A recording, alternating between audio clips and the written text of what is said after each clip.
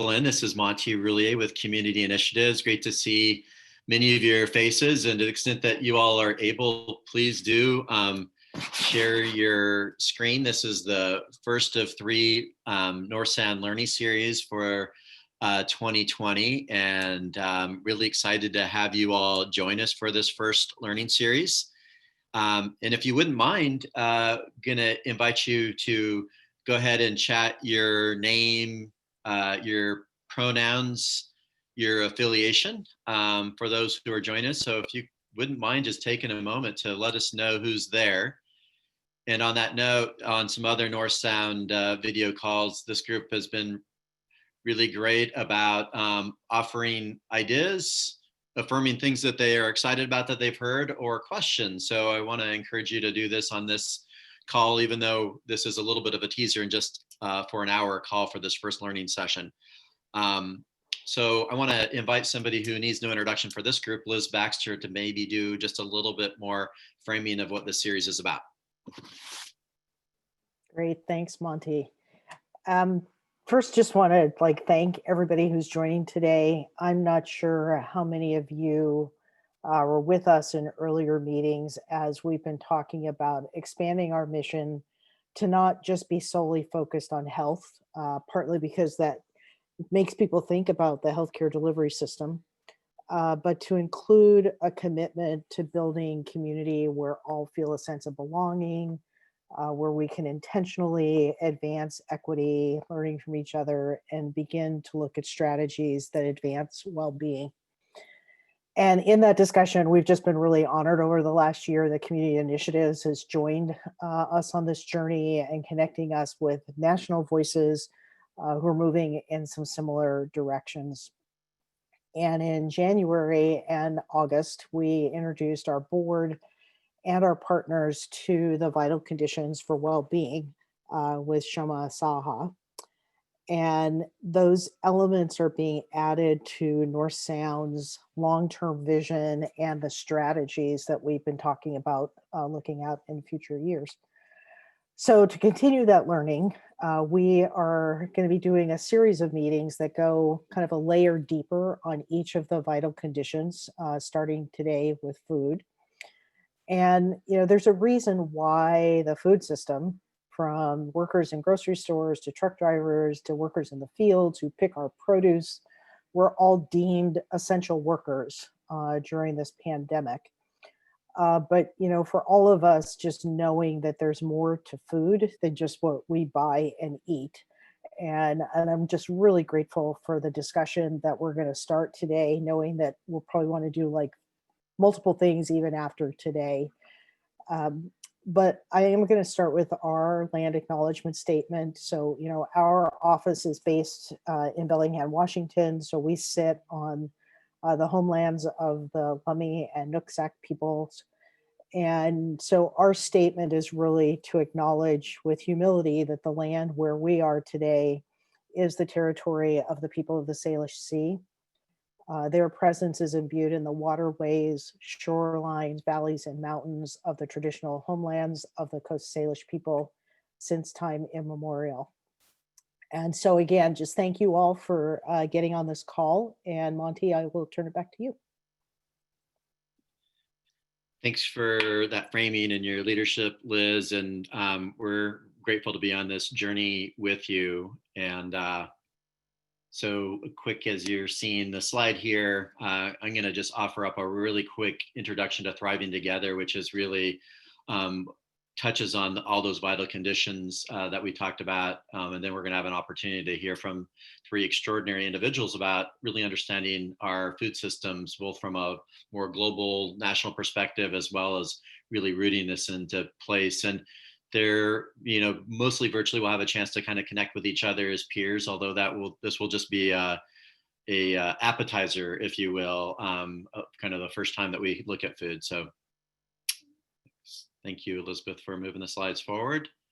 So Thriving Together, speaking of the journey, as we were really looking at what is equitable recovery and resilience, as a number of national governmental organizations, community-based organizations, we really leverage some of the work that we've learned through through the North Sound ACH. And so just at a very high level, since we'll be using this as a little bit of a framework for our learning series, is really based on this idea on the right hand of thriving, all people in all places thriving. We know there's a linkage there. And how do we move from just a portion of our populations in our land thriving to where right now we have high percentages of our populations in different places, including any place in the country that is struggling and suffering. And there's both ways of measuring that, but there's ways that we experience that. And so the goal is, from an equity perspective, all people and places thriving. And as the little box there suggests, that is the kind of unifying measurable goal that a lot of folks are attaching themselves to. And the 7 vital conditions on the left-hand side are kind of designed as a comprehensive, the conditions upstream that we all need anywhere in the world that we are to experience thriving. This particular approach also recognizes that there's some longer term renewals around our civic life, around belonging and who actually participates in that, around creating economies that are rooted in place that work for everyone, and really renewing our social, emotional, and spiritual lives. So next slide, you can see a little bit of a legacy lever there. And that's the other kind of 3, if you would say, kind of important concept here, is that really rooting ourselves in the legacies that we've inherited from the past. In many cases, those are legacies of harm and trauma and systemic racism and exclusion. And I think we're going to hear a little bit of that in some of the presentations. And we also have opportunities to not only inherit legacies, but actually pass on legacies. And how do we create legacies of inclusion and dignity, and that's within our reach. The next concept here is really again, those vital conditions that we are within our reach around how we actually put those in place. Our well-being is not just an individual thing, it's actually the conditions that we create for each other. So how do we create those properties? And as Liz pointed out, we're going to really start at that basic need one, which is food, really centered as an important basic need for health and safety. And then the next kind of concept that I just want to continue to norm us around is this idea of stewardship, that how do we collectively act as stewards of well-being, thinking not just of our people in place now, but also thinking about future generations, and knowing that the decisions and the investments and actions that we take today will have ripple effects that outlive us, but that type of stewardship mindset is best for people today and for the future. And so what does stewardship look like? And I think we're going to hear some stories of stewards in action, if you will. I've heard little bits of. So with that kind of broad framework, I want to invite my colleague and friend, Paula Daniels, who actually helped contribute to the food piece of the Springboard for Thriving Together, which you can learn a little bit more about. She is a co-founder and chair of the Center for Good Food Purchasing. She also has done a lot of work and is well known in the food system world, including creating the LA Food Policy Council, among other things. And so Paula, so I don't waste any more time, I want to just invite you in to kind of set some larger context for really understanding what is our food system and how do we get to the place where we are today. Aloha kakao. It's a pleasure to be with you all today, and I'm welcoming you in the language of my own ancestors. I'm from Hawaii. And I'm starting this slide with a picture of the hokulea. It's a drawing of the hokulea along the star compass. I do that because we are ocean explorers, and we are grounded in the idea of navigating the world by understanding the world and working in partnership with it. So the hokulea was a ship that was recreated from ancient and original canoe ships that explored the Pacific Oceans 1,000 years before Galileo invented his metal compass in Italy and revolutionized Europe. Our ancestors were exploring Polynesia and creating trade routes along with food exchange routes along the millions of miles of Pacific Ocean. And we talked about it a little bit beforehand, but there's evidence that the Hawaiians had trade routes with the Pacific rim of the North and South Americas. So we're all cousins in this and partners in exploring the world. But the partnership that the Hokulea had and the Hawaiian navigation was in understanding and navigating the world, as I mentioned, through partnership with it. So understanding how the stars worked, where they were in relation to the skies, the winds and the waves was the language that the Hawaiians learned and were able to navigate the oceans with. So next slide. Paula, I think we can hear you, but maybe just speak up a little bit more could be helpful. I just realized that my microphone was near my temple and not my mouth. So apologies for that. Whoops. So much for modern technology. Here I'm like, I'm going to shout at you from from Los Angeles. So hopefully you heard some of what I've said. But what I have here is an image of Nainoa Thompson, who was a classmate of mine in high school, who helped revive the then about to be lost art of Polynesian voyaging. And you can see him doing some of the star measurement where he's measuring the distance from the sun to the horizon, and that helps give him a navigation point. And he brought it back. So he brought it back in the Hawaiian Renaissance of the late of the 1970s, that brought back the Hawaiian language and brought back a number of our customs and traditions, along with this the voyaging. What does this have to do with the food system? I'll explain in a second. But what he did say about this navigation method is that you can really only know where you are in this kind of navigation by memorizing where you sailed from. So you need to be mindful of where you sailed from as its own compass point in navigation. So next slide, please. Where are we from in this food system? The Hawaiians had a self-sufficient food system for about 1 million people in their islands before contact by the British explorer Cook in the 1770s. And after that, and then the overthrow of the Hawaiian kingdom for the sake of monoculture agriculture, Hawaiians had to work, and most of the people of Hawaii had to work in the fields and the factories. That was what the economy was taken over for. And that's a picture in the upper left-hand corner of my father. This is the little boy with my grandmother and my aunt in front of the camp where they worked. It was a sugar plantation camp, the Punane sugar plantation camp, and those field workers. And then there's the mill, the sugar mill that my grandfather was the maintenance engineer for. And all of this was to create sugar. CNH, that image there, is California Hawaii sugar. So we grew it, we milled it, and we shipped it. We couldn't even buy it. We couldn't even grow our own food anymore because it was taken over by monoculture agriculture. And then we had to buy sugar a whole lot more expensive than anybody else on the mainland bought it for, because it was shipped back to Hawaii, and we bought it after it was refined. And that was true of all the food in Hawaii, and is pretty much to today. So next slide. And what is this all for? If you look at the next slide, there was a lot of over-processed food that was produced as a result of the overproduction of sugar and other staple crops. This is a function of, and I'm bringing this up in the context of what's the navigation point that we sailed from. Our current system, food system, that is dominated by the U.S. food system, which was pretty much a function of the mid-century, the middle part of the 20th century, which a lot of it comes from post-World War II, Cold War economics. Let's go to the next slide. This midpoint, and I'm picking this point because it's not only is it the year I was born, 1955, but it's the middle part of the century, and it was peak pineapple production in Hawaii. My dad was born in peak sugar production in Hawaii, but it really shows the difference in what our food system was before that midpoint and after. So before that midpoint, the lowest income Americans and people in so-called industrialized societies had the healthiest diets, mostly because they grew their own food. My grandfather had a victory garden that, so because we weren't able to import a lot of healthy food from the mainland, it was mostly processed food. He grew lettuces and root vegetables, and we tried as much as we could to stick to our original diets in those days. But also there were more companies involved in producing food. There were more people involved in producing food. But over time, what shifted? It became highly consolidated, vertically integrated, and concentrated in the hands of a few large companies that were bent on profit, meaning economies of scale. And what that also created was a higher rate of health impacts.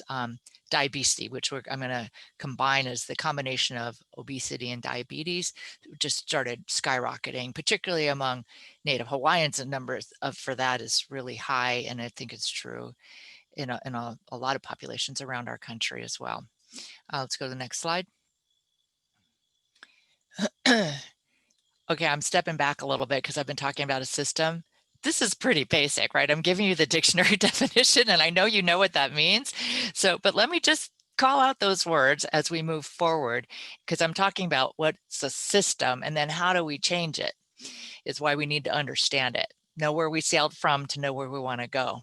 So it's the thing that's important about this definition is it's an interacting and interdependent group of items forming a unified system.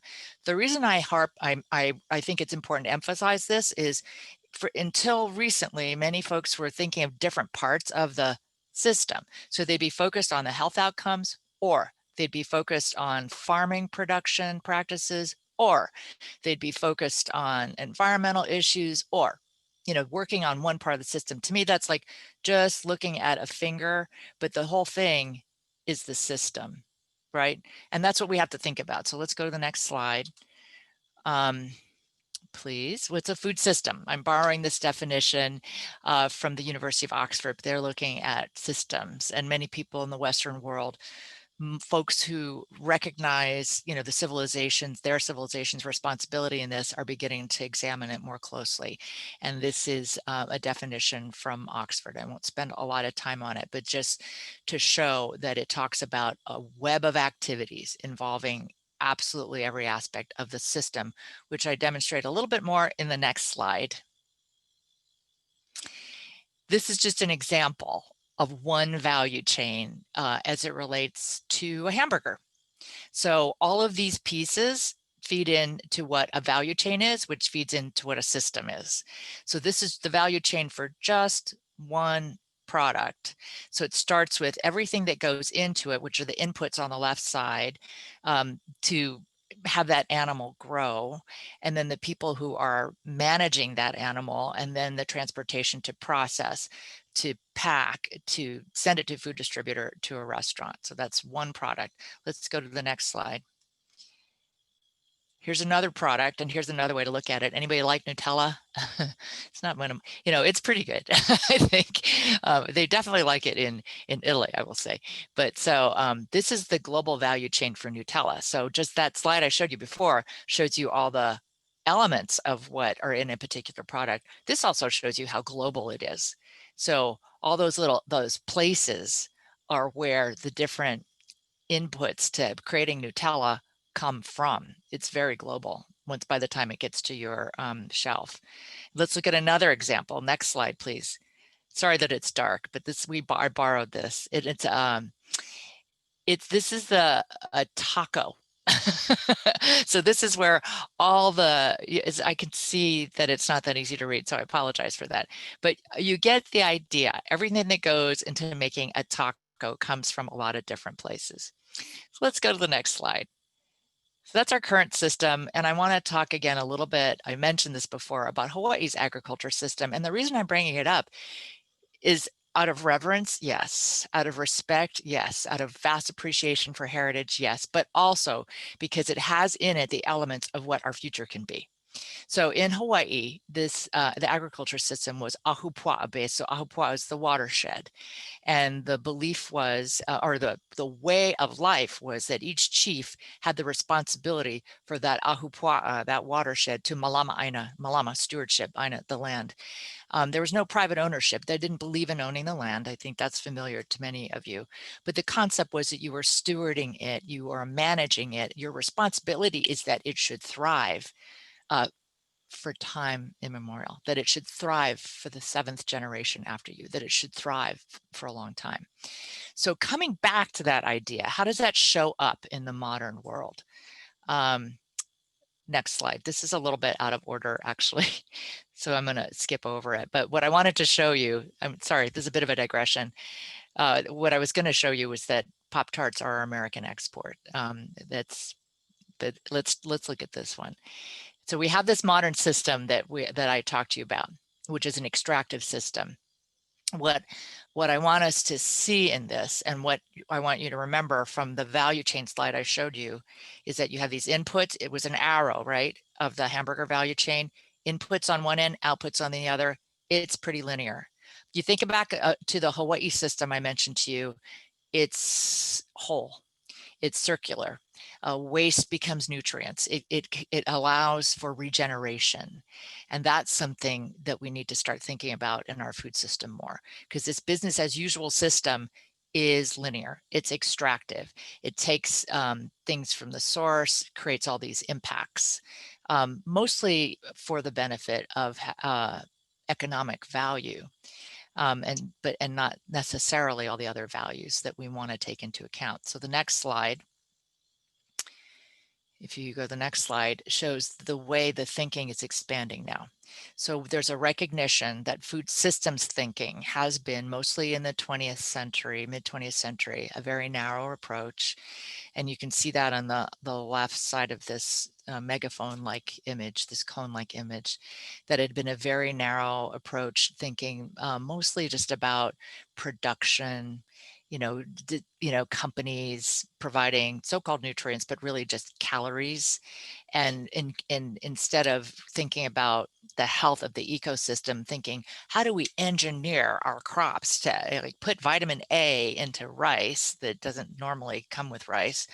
Geez, could you think about maybe growing more ulu, Hawaiian breadfruit that has a lot of vitamin A, or more Hawaiian sweet potatoes that have a lot of vitamin A? I mean, instead of engineering it into something where it doesn't belong originally, could you, so you expand out along this cone, going to the right of it, see that there's diverse and nutrient diets that are actually already available to us.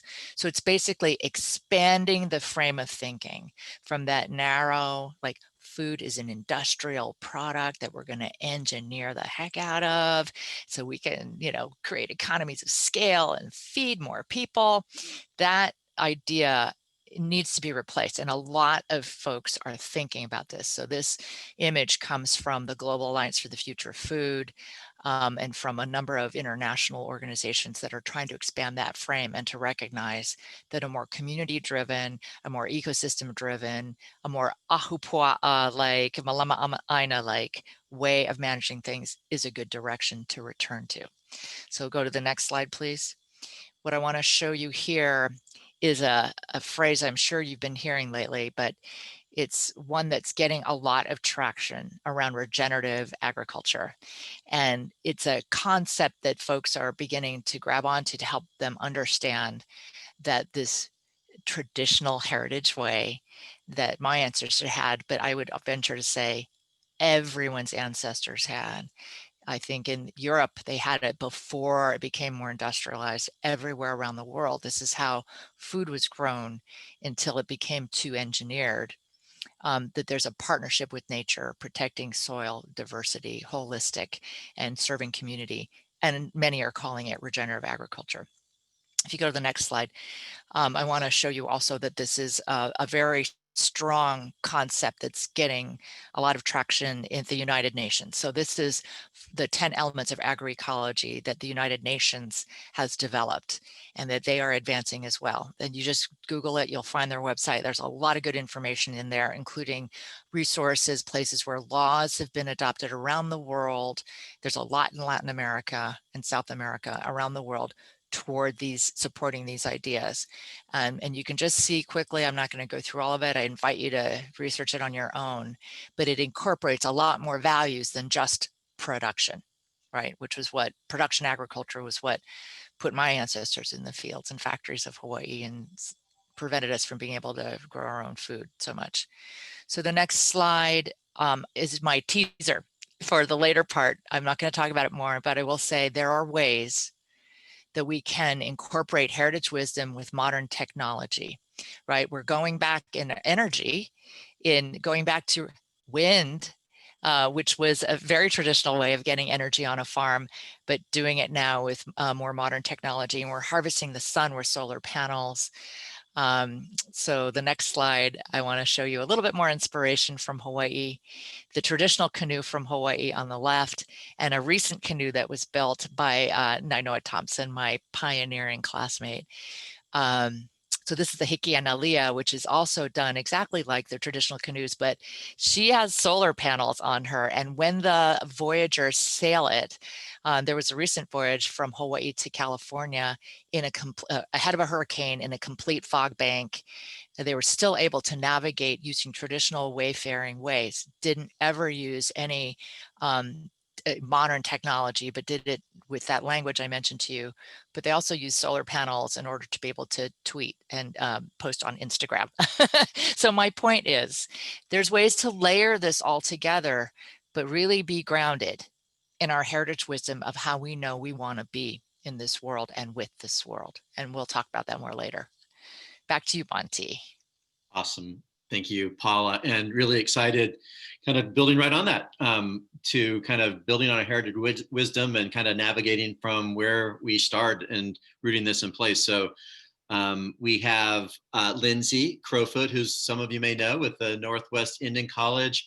And I think she's going to be joined with Natasha Gobin, who's doing some work with Aunties in Action, among other things. So I'm going to just turn it over to them to kind of root us in the Northwest place. All right. Hi there. I'm Lindsay Crowfoot. I'm going to talk to you guys today about the Pacific Northwest traditional food system. We're going to go over a brief history of that and then kind of some revitalization efforts or things that are being done around this area to bring back our traditional food system. I am a Tlingit tribal member on my mother's side, and I'm Colville descendant on my father's side. And so this is something that's really just like grounded in my family history, in my culture. I grew up the daughter of a fisherman. I have spent my time gathering through the seasons, and then now I teach this at a local tribal college. So I'm going to try and get this in really quickly. I usually teach this over an entire quarter, and I'm going to try and fit it into 15 minutes. So I'm going to move a little bit fast, and it's really just kind of the overarching view of this, but hopefully you'll find the connection to the food systems theme that we have going on today here. Next slide. Okay, so first, what is tribal sovereignty? Tribal sovereignty is the right for indigenous nations to define their own diet and shape food systems that are congruent with their spiritual and cultural values. Food sovereignty is cultural sovereignty.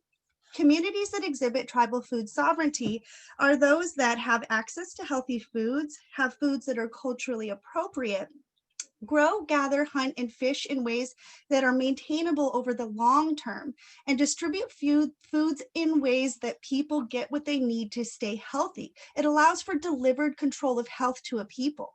It also adequately compensates the people who provide the food, and it allows them to utilize tribal treaty rights to uphold policies that ensure continued access to traditional foods. Next slide. Our sovereign rights are directly tied to gifts from the Creator, and natives honored the land, water, and animals as those gifts. These gifts are respected, treasured, and never wasted. Honor of the reciprocal relationship between man and nature is shown in many ways, and historically protected our foods and our natural resources. Some of the ways that we honor these gifts were through ceremonies, protocols, songs, prayers, dances, stories, and the arts. Next slide. So Native people have lived in reciprocity with this land since time immemorial. They lived through subsistence, living with and off of the land to survive through hunting, fishing, gathering, and agriculture. Now, agriculture here in the Pacific Northwest was not what you view in Western terms. There was no plants that were or plots that were cleared and plants planted in rows. It was really about tending the Pacific Northwest forests as if they were the natural garden. So to the Western eye, it looked as though these forests were untouched. However, those were our gardens that we were curating and protecting so that we could have continued subsistence for our people. So for Native tribes, life and time were about the food. In the local indigenous language, Lushootseed, the people spoke about the time of year based on food. And 7 months out of the 13 moons in the Lushootseed calendar actually describe like food availability, what food is in season, or if there is a lack of food in the case of winter. Next slide. Tribes traveled between temporary and established camps. Temporary camps were sites where resources could be accessed and or processed. The routes that connected them provided food and water resources. These camps were considered sacred places to each tribe. Some of the large villages around the Puget Sound that were hubs for trade of natural resources were the Snohomish-Hibold village, which is where Legion Park is now in Everett. You have Duskokum, which is where Port Madison is now. That was a large Suquamish village. There's the Hoko village, which was a Sklallam village out on the Strait of Juan de Fuca, and the Hatatchel, which was a Lummi village at the southeast end of Orcas Island. There were hundreds of permanent villages and longhouses that were connected and created a network of resources across the Puget Sound. This way of life sustained people's health and created a rich culture that was shared amongst the Puget Sound peoples. Shorelines, rivers, prairies, forests, and mountain slopes were rich with resources provided by the spirit so that people might live. And the movement of people were based on those resources and the foods that they supplied. In the spring, travel would begin when root digging and fishing came into season. The people would move inland and up the mountains as fish moved into the rivers in the summer and berries ripened at higher elevation in late summer and in the fall. By mid-fall, people would begin to travel, back down into the lowlands to continue fishing and dig fall roots. Then in the winter, the movement would end at the winter longhouse, where people would sustain themselves on the foods that were gathered and preserved throughout the other seasons until it was time to start the cycle again. Next slide. Here in the Pacific Northwest, there was a sophisticated trade network that allowed people to access resources outside of their traditional fishing, hunting, and gathering grounds. Here I have a map of the documented winter villages pre-European contact around Puget Sound country. You can see that the longhouses are tied to the rivers that flow into the Salish Sea. And this is just a partial representation of the food network of the local people. Next slide. So here we have an example of what is Salish country, or what was Salish country pre-contact. So this was a map that was done in 1854 when the United States sent out surveyors into the area for Washington to become separated from Oregon Territory and become its own territory. This is actually representative of the local trade community that was happening, and although it cuts off Oregon and Vancouver Island, which would not have been an accurate representation. And so all of this is really considered Salish country, what you're seeing here, and that is because there are shared languages. All the way out into the Bitterroot Mountains of Montana, there are Salish speakers.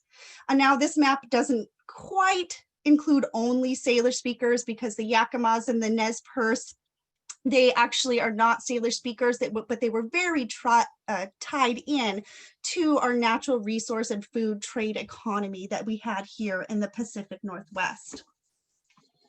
Okay, you can take the next slide.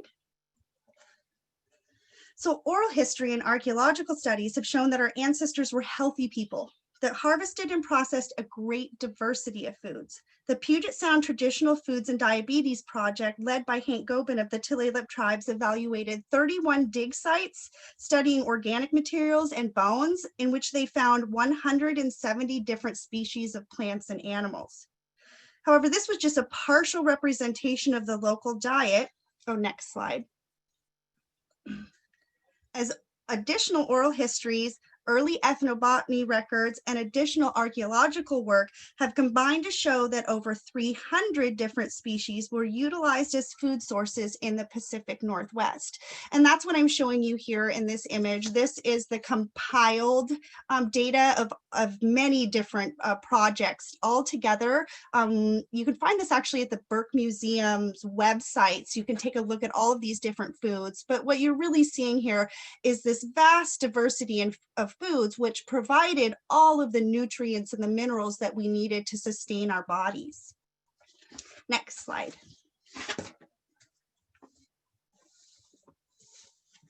Between 1854 and 1856, a series of treaties called the Stevens Treaties between the United States government and the Pacific Northwest tribes were signed.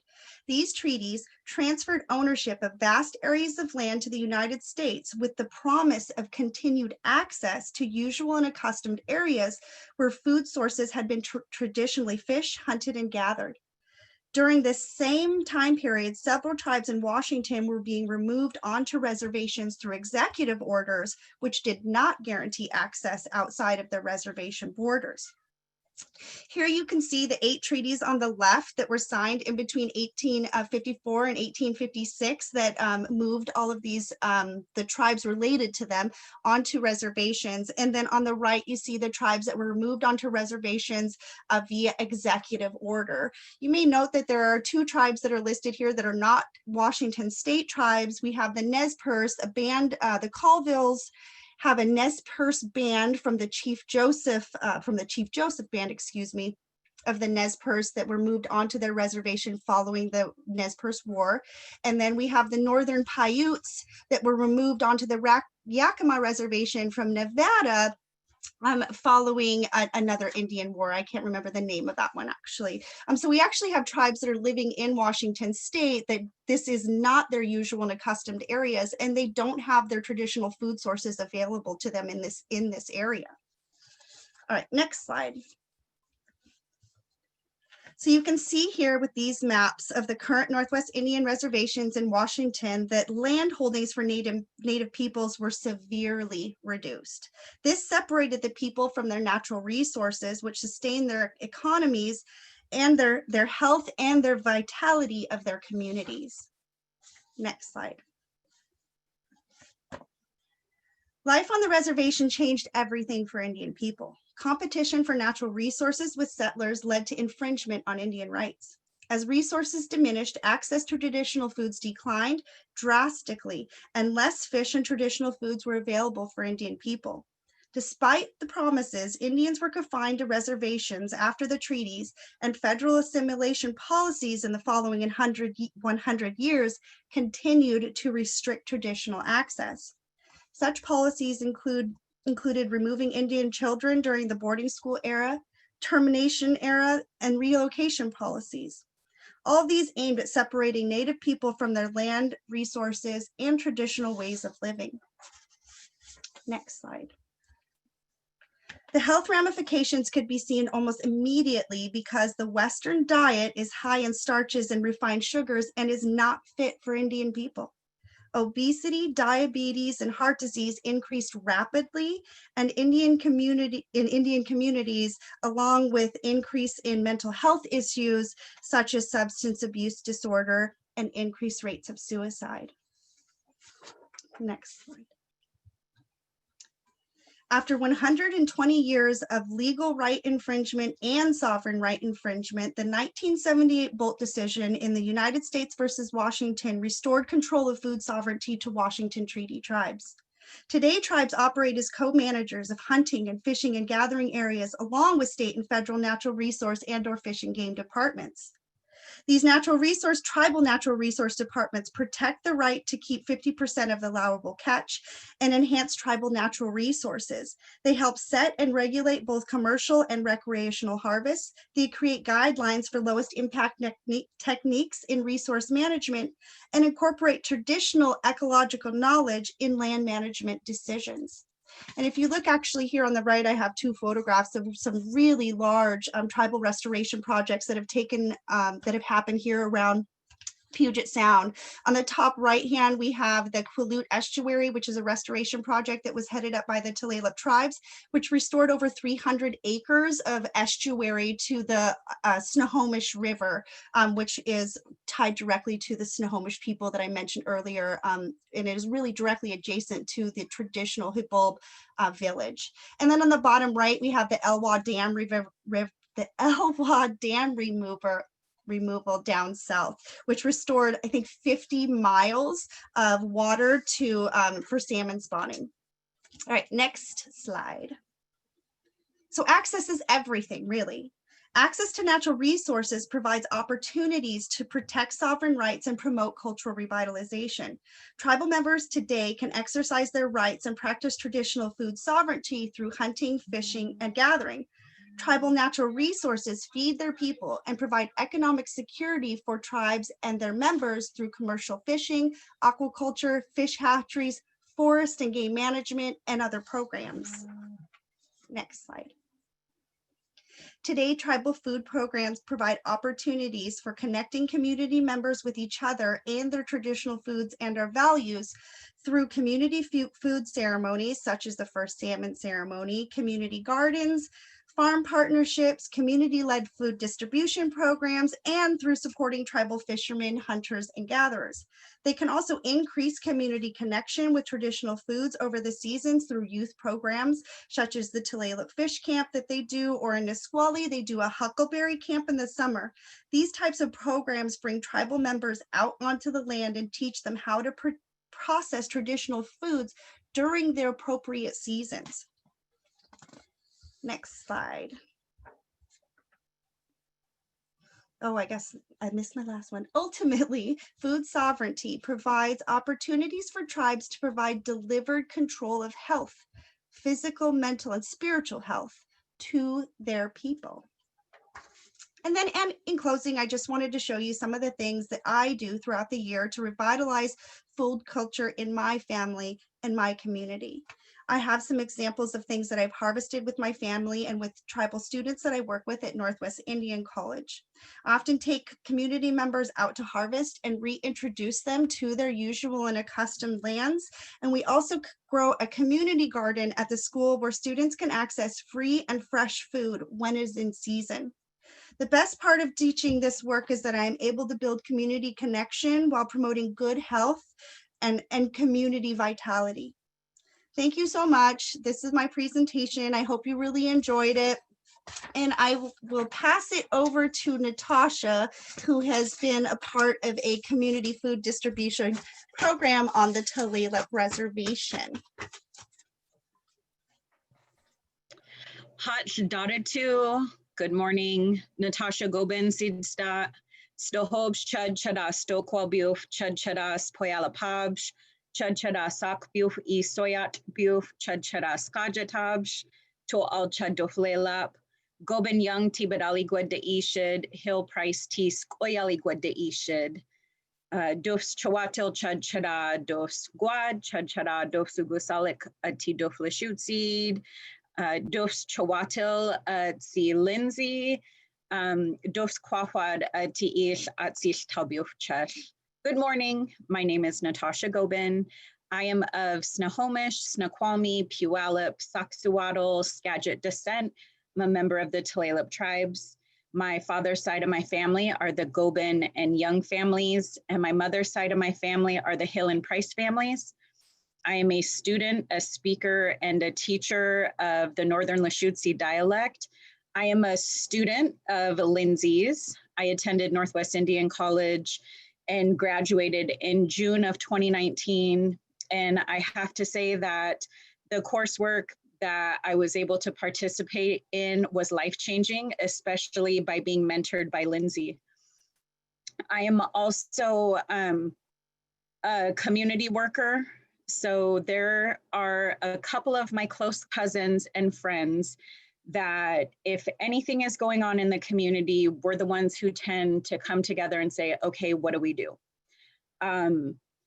We have offered up a variety of gatherings over the past, I believe, 6 or 7 years. We've hosted events under the Together We're Better community. And we've posted, it started out as being potlucks. So bringing the community together, not relying on anybody else to feed us, but saying, hey, it is our job to feed each other. So it started out with potlucks. It grew into trunk or treats, which we're still preparing for one on Halloween Day this year when nothing else is going on. We're still trying to do our best to provide for the community. Now, when COVID hit, we know how difficult it was for everyone. And it was difficult for us because we felt helpless. Like, what can we do? We weren't just worried about ourselves, our own children, our own families. We were worried about our community. And the first couple weeks of not being able to do anything was very difficult for us because we didn't have the money to be able to go out and buy food for some of our elders or go take care of families in need. With the help of Lindsay, we did have some traditional medicines that we started to share with some of our elders upon request. But it wasn't until Lindsay's sister, Jessica, it wasn't until we got connected with her that we were able to reach out to our community once again. So Lindsay's sister, Jessica, is the Indigenous liaison for Farmer Frog, and Farmer Frog partners with East West Food Rescue. I'm not 100% sure of how everything came together on their end. What I can share is what happened on our end. So we got connected with Jessica, and she wanted to make sure that each one of our Indigenous communities, whether they are federally recognized tribes or Indigenous groups that could pass out food within the communities to those in need, she wanted to make sure that she made that connection. In the beginning, it was difficult for us because I drive a mom van. I can't fit a lot of food in my car. And one of the tasks was for us to go down to the farm, pick up the food, and bring it back to the community to distribute. When we reached out to our tribal government, we were told they did not have the resources at that time. So we reached out to some of our tribal businesses, people that we knew had box trucks or trailers that they could load food onto. And it started out very humble with one of our tribal businesses heading down with a trailer, or he started out with a box truck. And in the box truck, he brought back 2 pallets of watermelon and I believe 2 or 3 pallets of some produce boxes. We did everything word of mouth. We got on social media. We started reaching out to some of our most needy community members and letting them know that we wanted to host a distribution. We set our stuff up in a large area where we knew everybody could safely drive in, where we could set up and follow all the precautions of wearing our masks and being able to have everybody stay in their vehicle, and we would load it. I believe that started at the end of May, and we have been able to distribute food not only to our Tulalip community, but we also reach out to those in need in the surrounding communities. And we've been able to do this every Friday. There's only one Friday that we took a pause, and that was due to an uptick in people testing. So there was a spike in positive cases in our community. And we want to do what's best for everyone. So we took a break and we wanted everybody to stay home. Let's make sure your families are healthy and you don't feel like you have to rush out of the house. So we took 1 week off and boom, we jumped right back into it last week.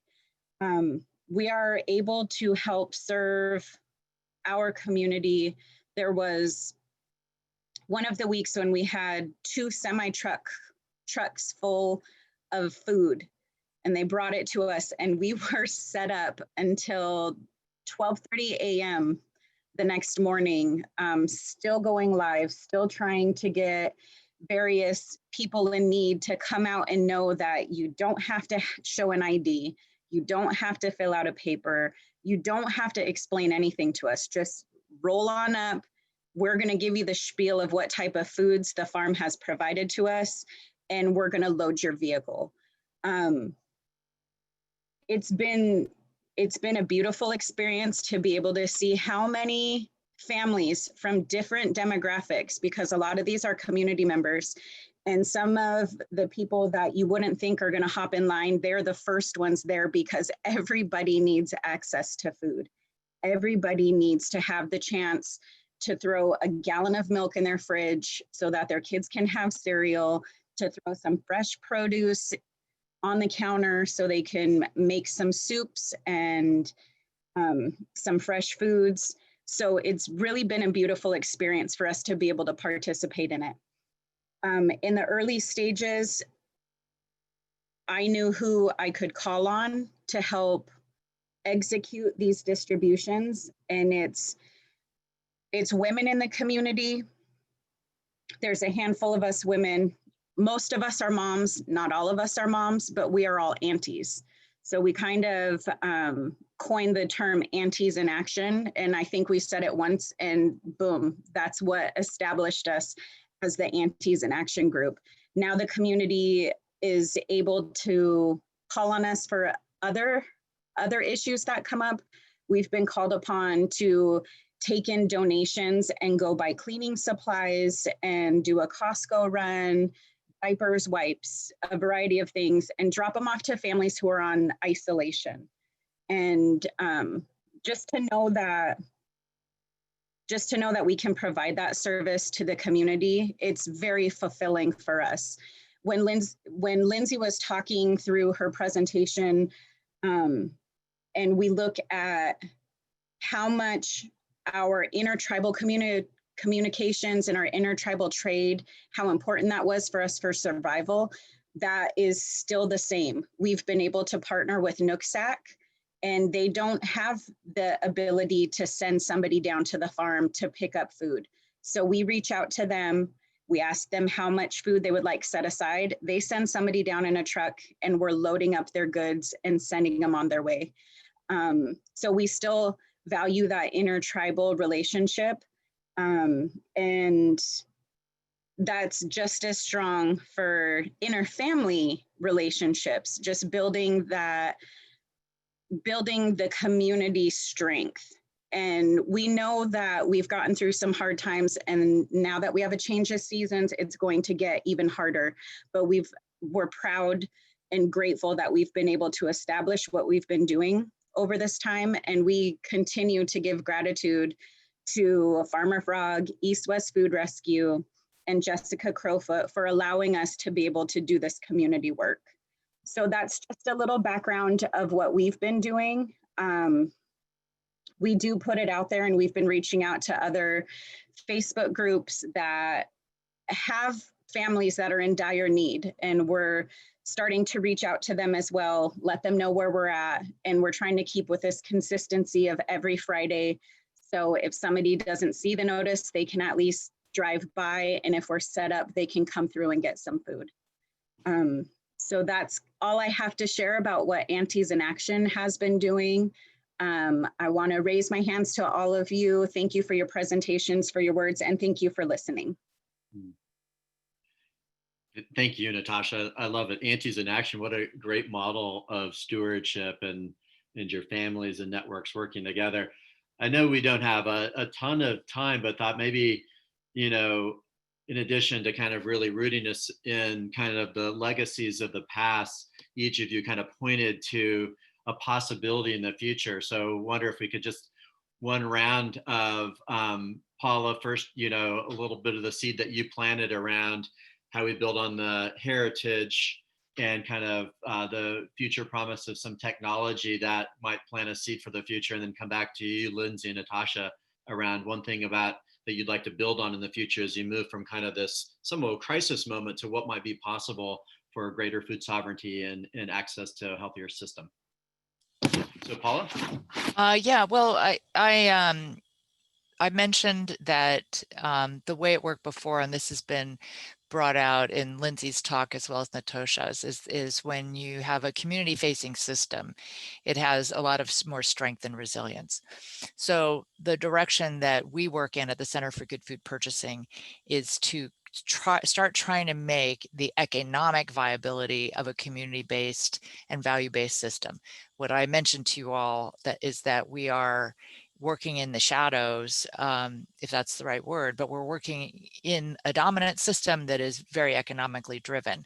And one thing to think about here is that food, as we know, has many roles in society, but one of them is that it's essential, as Natasha pointed out. And other things that are essential have often been managed in a public-facing way. So water, generally considered to be available to all. It gets privatized when you have a company decide they're going to bottle water and sell it off. But otherwise, as a utility, it's managed, generally you can turn the tap on and get water. You pay a fee for the transportation, but you have access to the water. And the same is true with electricity. It's managed by government for the benefit of all. So it's available to everybody. You pay your fee for it, but it's available and managed in that way. But the food system is still very driven by private economic enterprise.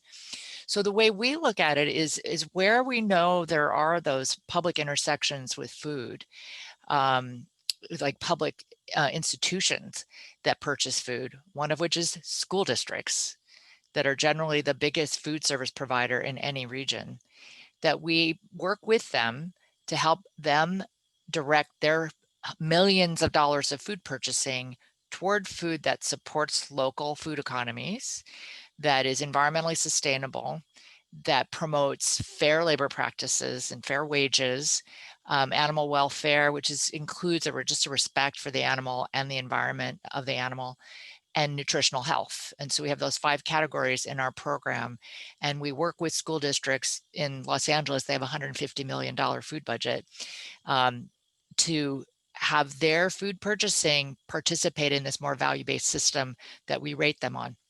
And an example in LA, when they adopted our program, they went from less than 10% local sourcing of produce to an average of 60%. And that redirected $12 million into the local food economy and created 150 jobs. So a direction we can take is to say, we want more of that. So we have school districts now in 20 cities around the country. We have 53 institutions enrolled in our program around the country.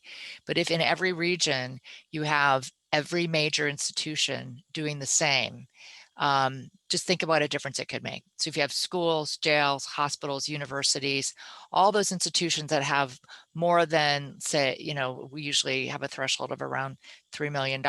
If they have more than that they're purchasing, just think of what a difference it could make in creating a more localized food economy that also in our system values farmers and people of color working in the field, so that there's diversity in the array of participants in the food system and supports that, as well as environmental sustainability, and it can support co-ops. I know some of you are in co-ops.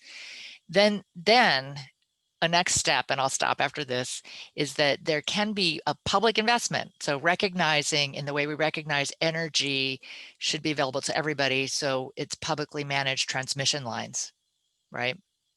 So if we then recognize a public investment in a form of distribution, and create a food hub type distribution center that works with cooperatives, that works with smaller farmers, that works with food insecure communities, and that's publicly funded, then you start getting closer to recognizing food as this essential service. And I'm not saying that food distribution system should be the only system, but it should be one of the systems, so that at least we know that we are working as a village, more as a village and community facing in our regions. So it's a percent overlay, like a village overlay on our global system. I still want to be able to buy Nutella and French wine, so we're not going to replace the global system. I love English cheddar cheese, all of that, but add in a meaningful amount, let's say 30%, that's supported in this regional way. That's the idea that I think the Ahupua'a overlay. Yeah. Thank you, Paula. I love it. And I guess we'll explore after this call whether folks would like to go a little bit deeper with the center or other stakeholders to see what that looks like. And I know we just have a couple of minutes here, but Lindsay, again, maybe somebody could put the link into the Center for Good Food Purchasing, a future thing that you'd like to be building on or hope. And I think there's even a question on how they might get involved or support Aunties in Action. So. So, really, and this really, I don't think is my vision. I think like the revitalization efforts of Puget Sound kind of have this overarching vision of really bringing our food sources close to home. And that really ties in with what Paula said. And that could take the shape of, getting out those tribal members on their usual and accustomed lands and harvesting those traditional foods. Or it could look a little bit more like what we're seeing, in the Western agricultural world, where we have tribally run farms or gardens that are there to sustain their people. we have that happening across Indian country. And some of that is in the form of restoration work, which is really like restoring lands that can be accessed for foods and resources. And we have that through the like community diabetes programs and gardens and things like that. I think the key thing is really, bringing that food home. I think I read a statistic sometime that said that before the food gets to your mouth, it has generally traveled 3,000 miles and gone over 7 hands. It has been passed through 7 hands before it gets to your hand. And what we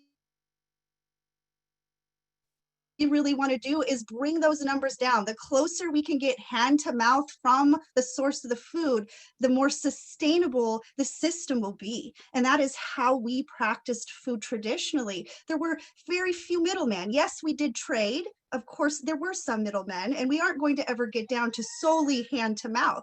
But the smaller those connections we can make and the distances traveled to food, the smaller that we can make those, the healthier our people will be, the healthier our planet will be, which in turn will make our environment more healthy, which will in turn make our people more healthy.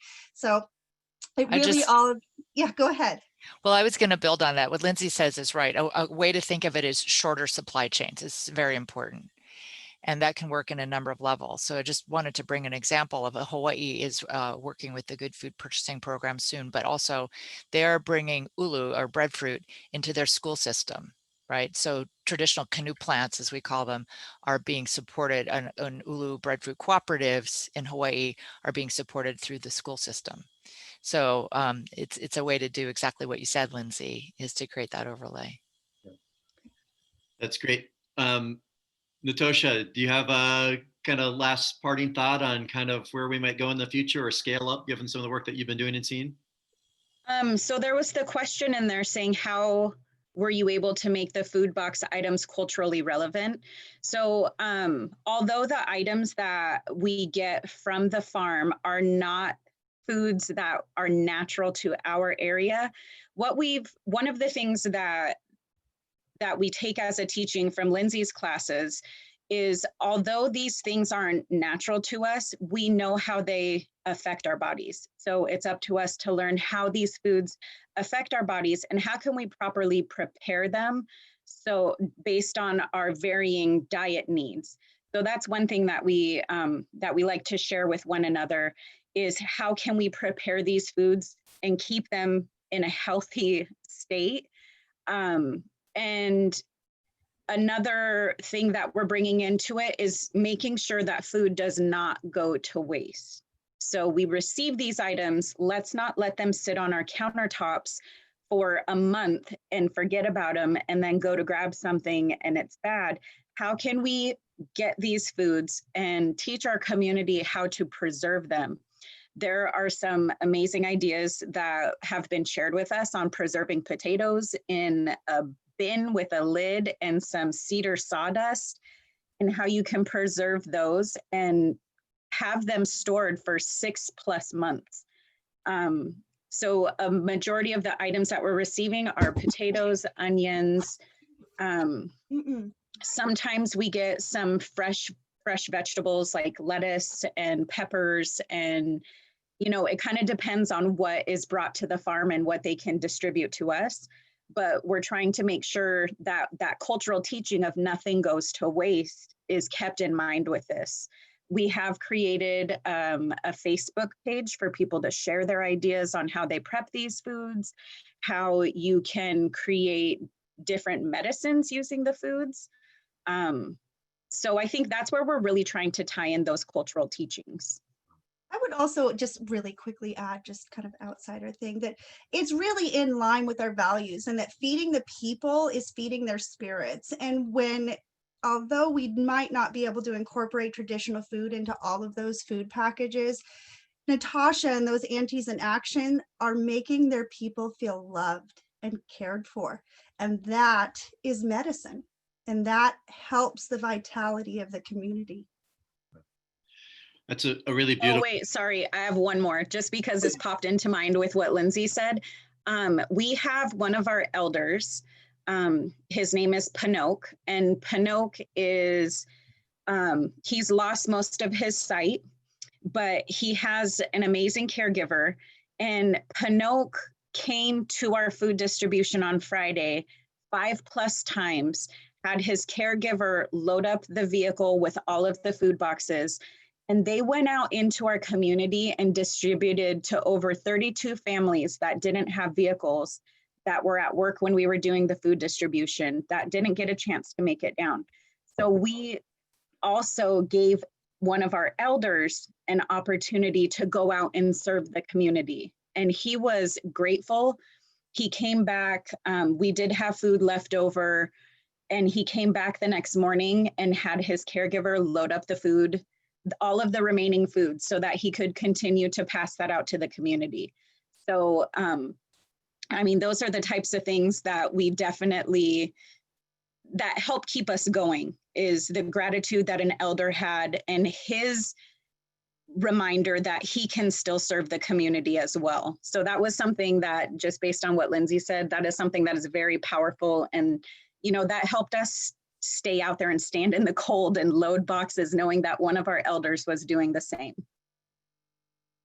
Thank you for making sure you shared that, and yeah, feeding our spirit and a way that we love each other and model of stewardship. So I know we're kind of at time. I just want to thank you, Natosha and Lindsay and Paula, for doing a really amazing job of level setting around the types of food systems that we've inherited from a colonized, extractive, unsustainable, unhealthy food system, and really starting to move into a future that builds on the heritage wisdom and that already is in motion in some cases. And I think Liz and Nicole and all the ACH, the North Sound ACH team, maybe there'll be an opportunity with these three leaders to really start to set up this conversation from this level set into more than just an appetizer, what we might do collectively in this North Sound ACH region. So again, thank you for everybody participating. Liz, I don't know if you want to last comment from your side. Oh, I put my last comment in the box, but you know, just appreciate kind of having this intro. I have lots of like pinging going on in my brain about possible next things. So, you know, just really grateful to be able to have this conversation. So thank you. Yep. Thanks to everyone for being here. And again, to our three presenters, and more to come.